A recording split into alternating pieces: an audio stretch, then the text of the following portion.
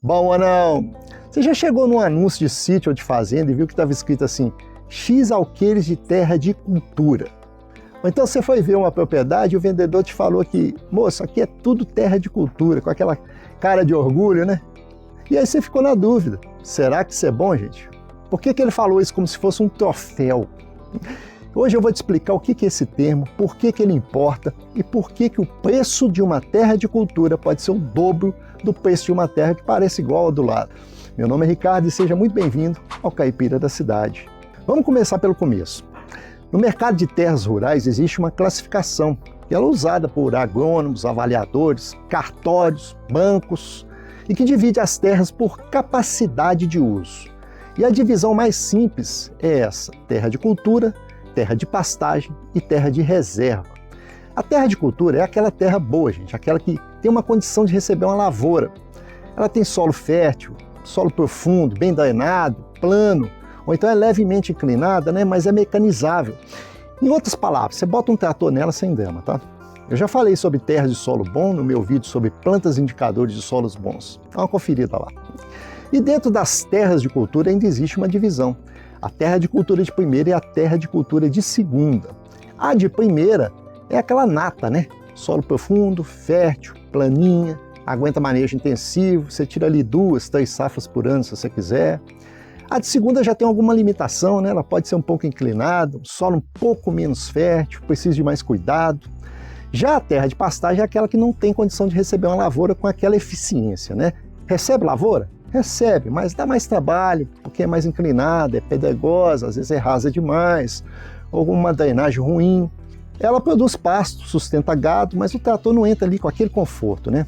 E a terra de reserva já é a mata nativa, a PP, a encosta. Ela não produz diretamente, mas é obrigatória por lei, então ela tem valor ambiental e hídrico. Agora vem a parte que interessa para quem está comprando ou vendendo. Em 2024, o preço médio do hectare de terra para agricultura no Brasil era de aproximadamente ali, uns R$ 31.600. Já o hectare de pastagem estava em torno de R$ 17.000, quase o dobro da diferença pela mesma quantidade de terra. E por quê, gente? Porque a terra de cultura, ela produz mais rápido e com menos custo por saca. Você consegue fazer soja, milho, café, cana, dependendo aí da região, né? Consegue financiamento mais fácil, consegue arrendar para um outro produtor, ela gera renda. Já a terra de pastagem também gera renda, mas por uma rota um pouco mais longa. O boi demora para crescer, o leite tem uma margem mais apertada, né? O retorno por hectare é menor. Então o mercado ele precifica isso.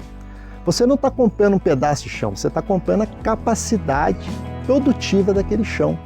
No site do INCRA, que eu vou deixar fixado aqui no primeiro comentário, você pode baixar o Atlas do Mercado de Terras de 2025. É um levantamento detalhado sobre os preços dos imóveis rurais em todo o Brasil, tá? Para baixar o PDF, você vem aqui na parte de baixo da página principal e encontra Publicações. Quando você clicar em Publicações, vão aparecer algumas opções, mas a que nos interessa aqui é o Atlas do Mercado de Terras. Clicando aqui, você já vai ver na sua tela um PDF desse documento. E esse documento organiza os dados de 245 mercados regionais de terras, apresenta as tendências nacionais de preços e fornece análises específicas por estado, considerando a infraestrutura, o uso do solo e as restrições ambientais. E nele você vai encontrar um mapa com as regiões do Brasil. E pela cor, você pode ter ideia do valor do preço médio do hectare por cada região. Aqui, por exemplo, pela cor, você vê que a região sul é a mais valorizada, com um preço médio de R$ 40.000 o hectare, e a região nordeste é a menos valorizada, com um preço médio de R$ 10.000 o hectare. Nós temos também um mapa por estado, e aqui nós podemos ver que o estado de São Paulo é onde apresenta o maior preço médio por hectare do país, cerca de R$ 70.000.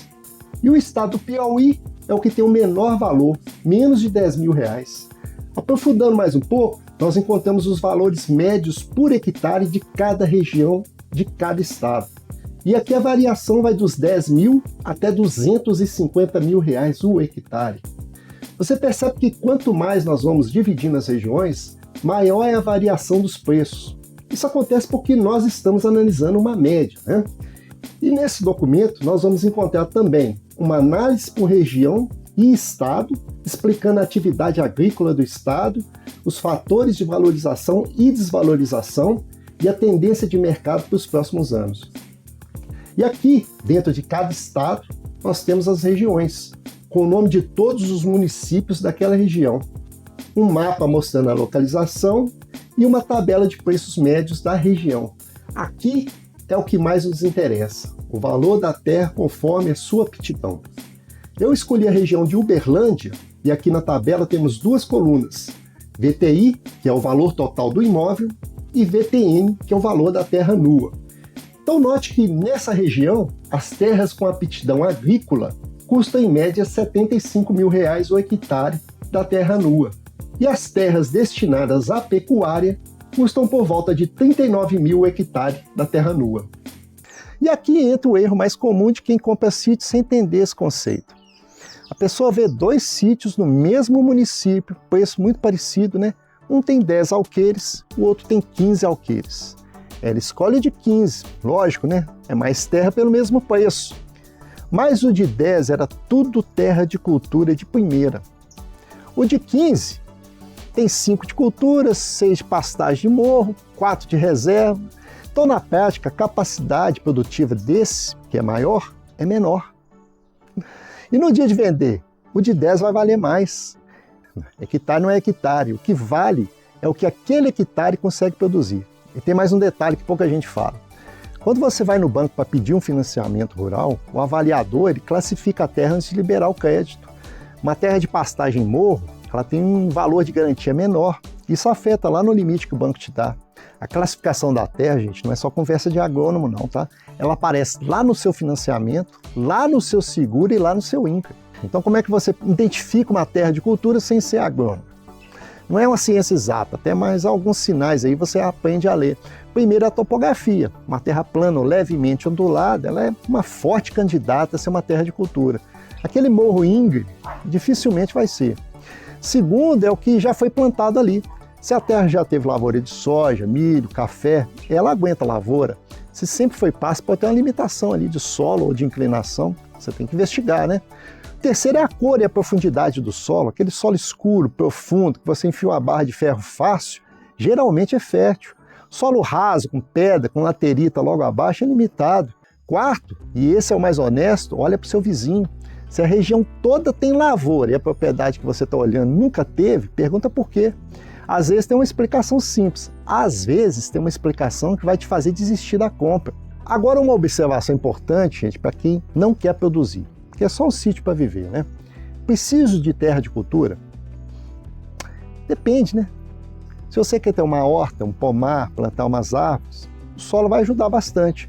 Mas se você só quer preservar, ter mata, nascente, qualidade de vida, às vezes uma terra de pastagem com uma boa água, uma boa topografia vai te atender melhor e custar menos.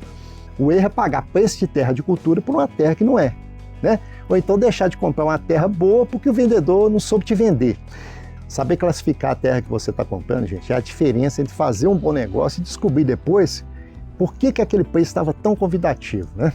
Terra de cultura não é só um termo técnico, é o critério que o mercado usa para precificar o que você está comprando.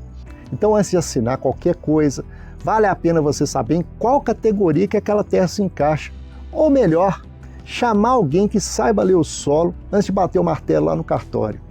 E se esse tipo de papo faz sentido para você, deixa aí seu like, se inscreva no canal e me conta nos comentários se você já ouviu falar desse termo, sabia o que significava. Eu fico por aqui, que vocês fiquem com Deus. Até o próximo vídeo. Bom demais!